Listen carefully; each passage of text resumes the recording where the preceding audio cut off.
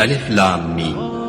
یہ کتاب قرآن مجید، اس میں کچھ شک نہیں کہ کلام خدا ہے، خدا سے ڈرنے والوں کی رہنما ہے، جو غیب پر ایمان لاتے اور آداب کے ساتھ نماز پڑھتے اور جو کچھ ہم نے ان کو عطا فرمایا ہے اس میں سے خرچ کرتے ہیں، اور جو کتاب اے محمد صلی اللہ علیہ وآلہ وسلم تم پر نازل ہوئی اور جو کتابیں تم سے پہلے پیغمبروں پر نازل ہوئیں سب پر ایمان لاتے اور آخرت کا یقین رکھتے ہیں، یہی لوگ اپنے پروردگار کی طرف سے ہدایت پر ہیں اور یہی نجات پانے والے ہیں۔ جو لوگ کافر ہیں انہیں تم نصیحت کرو یا نہ کرو ان کے لیے برابر ہے، وہ ایمان نہیں لانے کے۔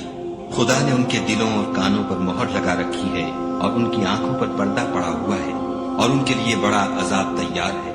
اور بعض لوگ ایسے ہیں جو کہتے ہیں کہ ہم خدا پر اور روز آخرت پر ایمان رکھتے ہیں، حالانکہ وہ ایمان نہیں رکھتے۔